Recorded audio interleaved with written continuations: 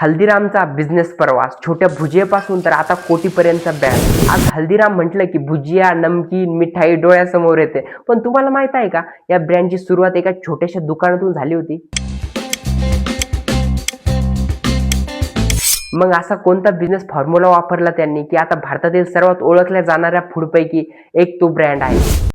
हल्दीरामच्या बिझनेसची सुरुवात राजस्थानमध्ये मधील बिकानेर येथे झाली. सुरुवातीला भुजिया स्थानिक पदार्थ होता, पण हल्दीरामच्या कुटुंबाने त्याला एक मोठा व्यवसाय बनवण्याचा प्रयत्न केला.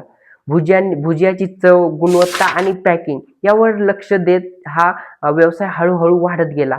यानंतर हल्दीरामने फक्त भुजियावर न थांबता नमकीन, मिठाई, स्नॅक्स आणि इतर पदार्थांवर पण भर दिला. सगळ्यात महत्त्वाची गोष्ट म्हणजे त्यांनी ग्राहकाला विश्वास जपला. एकदा ग्राहकाला चांगली चव आणि गुणवत्ता मिळाली, तर तो पुन्हा पुन्हा त्याच ब्रँडकडे येतो. हल्दीरामने पुढे भारतातील अनेक शहरांमध्ये उपस्थिती वाढवली आणि रेस्टॉरंट असेल अशा अनेक दुकानामध्ये प्रवेश केला. आज हल्दीराम हे फक्त नमकीन विकणारे नाव राहिले नाही, तर भारतातील फूड स्नॅक्स इंडस्ट्रीमधलं मोठं ब्रँड बनलं आहे. तर या बिझनेस स्टोरीमधून आपल्याला एकच धडा शिकायला मिळतो. बिझनेस छोटा असला तरी विजन मोठं असलं पाहिजे.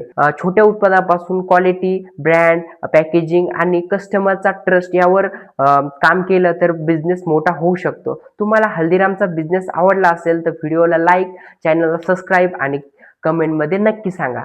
बिझनेस स्टोरीसाठी आपल्या चॅनलला सबस्क्राईब करा. थँक्यू.